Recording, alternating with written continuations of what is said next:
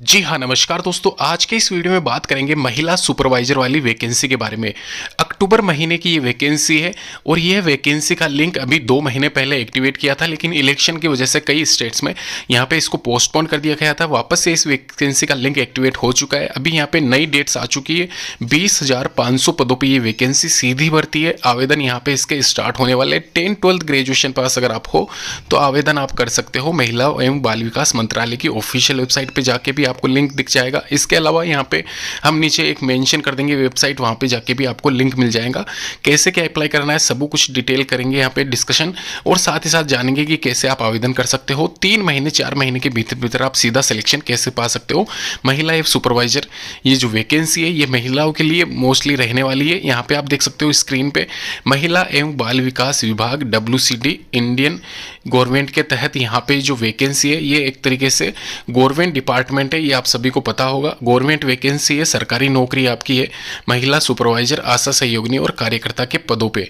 इसके अलावा ये जो वैकेंसी है यह भारत सरकार के द्वारा विभिन्न पंचायतों में महिला सुपरवाइजर, आशा सहयोगिनी और कार्यकर्ता के पदों पर 20,531 जो पदों के लिए वैकेंसी है यह ब्लॉक स्तर पर आयोजित भर्ती प्रक्रिया में अगर आप आवेदन करना चाहते हो तो आप सबसे पहले अपनी पंचायत समिति में रिक्त जो पद है उनकी सूची चेक कर लीजिए, और यह सूची आपको वेबसाइट के माध्यम से मिल जाएगी। ब्लॉक स्तर पर आपकी जो भी वेबसाइट है उसको आप चेक करना, वहाँ पे आपका रीजन सेलेक्ट करना और आपको वैकेंसी की डिटेल्स मिल जाएगी। अभी यहाँ पे बात कर लेते हैं डिटेल, यहाँ पे इसके कितने पद है। सुपरवाइजर के 8,359 पद है, आशा सहयोगिनी के 5,000 पद है और कार्यकर्ता के 7,130 पद है। टोटल मिला के इन पदों की संख्या होती है 20,000 के करीब। तो ध्यान रखना, यहाँ पे अगर आप आवेदन करना चाहते हो ऑनलाइन तो नीचे मैं लिंक दे दूंगा। और इसके अलावा एक और इन्फॉर्मेशन दोस्तों, यहाँ पे ये जो वैकेंसी मैं बता रहा हूँ महिला सुपरवाइजर के पदों पे, यह वैकेंसी महिलाओं के लिए रहने वाली है और ये तीनों ही वैकेंसी महिलाओं के लिए मोस्ट इंपॉर्टेंट है। तो आपके नियर बाई या आपके घर में परिवार में कोई महिला है जिनने 8th क्लास या 10th क्लास कर रखी है या 12th क्लास भी कर रखी है तो वो इन पदों के लिए आवेदन कीजिए। 2024 में नौकरी पाने का सुनहरा मौका है महिलाओं के लिए। यह वैकेंसी बहुत कम निकलती है, इस बार ये वैकेंसी ऑल ओवर इंडिया महिलाओं के लिए निकली हुई है ओनली। इसके अलावा सुपरवाइजर पद के लिए जो वेतन अभी फिलहाल महिला सुपरवाइजर को मतलब मिल रहा है वो 30,000 से लेके 35,000 के बीच में मिल रहा है। ये आप ध्यान रखना। यहाँ पे ये मैं इसलिए बता रहा हूँ क्योंकि ये state wise, area wise, rural urban wise divide होता है। फिलहाल ये मान के चलना कि 30,000 से ऊपर ही आपकी सैलरी मिलेगी आपको, और यह भी सैलरी प्रोबेशन पीरियड कंप्लीट करने के बाद में, यानी कि 2 साल के बाद में। इसके अलावा अदर जो वैकेंसी है जैसे कि आशा सहयोगिनी हुई, इसके अलावा यहाँ पे कार्यकर्ता वाली वैकेंसी हुई, इनके लिए कोई एग्जामिनेशन नहीं होगा। मैं आगे डिटेल में आपसे बात करूंगा कि किन पदों के लिए एग्जाम होगा, किन पदों के लिए एग्जाम नहीं होगा, तो वो भी मैं आपको क्लियर कर दूंगा। ध्यान रखना, ये जो वैकेंसी है यह वैकेंसी महिलाओं के लिए ऑल ओवर इंडिया रहने वाली है। आशा सहयोगिनी के लिए 12,600, किसी स्टेट में यहाँ पे 15,000 के आसपास भी सैलरी मिलती है। कार्यकर्ता के जो सैलरी है वो 18,000 तक मिलती है। तो यह वेरी करेगा आपके एरिया वाइज, ये आप ध्यान रखना। इसके अलावा पात्रता की बात की जाए यानी कि क्वालिफिकेशन की अगर मैं बात करूँ वीडियो में आगे, तो यहाँ पे महिला पर्यवेक्षक जिसको सुपरवाइजर भी कहते हैं 12th क्लास पास रखा गया है। स्थानीय भाषा का आपको ज्ञान होना चाहिए, जिस भी एरिया से रीजन से आप अप्लाई कर रहे हो उस रीजन का। इसके अलावा सहयोगिनी के लिए 8th क्लास पास और वहीं यहाँ पे कार्यकर्ता के लिए 10th क्लास पास यहाँ पे इसमें क्वालिफिकेशन रखी गई है। एक नीचे यहाँ पे मैं नोट जो लिखा हुआ है रेड कलर में वो पढ़ के सुना देता हूँ आपको। केवल महिला सुपरवाइजर पद हेतु परीक्षा का आयोजन किया जाएगा।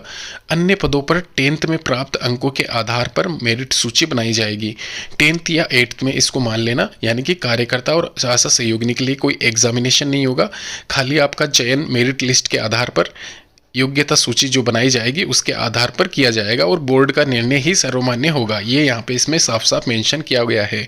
यानी कि जो आपका एग्ज़ाम है वो 12th क्लास पास सुपरवाइजर पद के लिए होगा खाली, ये आप ध्यान रखना।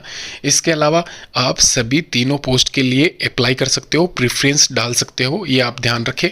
तीनों ही पोस्ट के लिए आप एलिजिबल तो हो 12th क्लास बाद में, लेकिन आपका यहाँ पे 8th और 10th में एग्ज़ाम नहीं होगा और 12th में एग्ज़ाम होगा, यानी कि सुपरवाइजर पद के लिए। इसके अलावा नीचे पाठ्यक्रम, यानी कि जो भी इस एग्जामिनेशन में क्वेश्चंस पूछे जाएंगे, सिंगल पेपर होगा, सिंगल पेपर के बाद में आपका सिलेक्शन होगा। तो यहाँ पे इसमें थोड़ा बहुत टाइम लग सकता है भर्ती प्रक्रिया में सुपरवाइजर पद के लिए। आशा सहयोगिनी और कार्यकर्ता के लिए बिल्कुल टाइम नहीं लगेगा, दिसंबर या हो सकता है जनवरी 2025 तक आपका रिजल्ट अनाउंस कर दिया जाए, क्योंकि फिलहाल अभी अक्टूबर चल रहा है, नवंबर तक इसके फॉर्म भरे जाएंगे। वहीं एक महीने बाद में दिसंबर एंड या जनवरी स्टार्टिंग में आपका रिजल्ट अनाउंस कर दिया जाएगा, मेरिट लिस्ट आ जाएगी आपकी।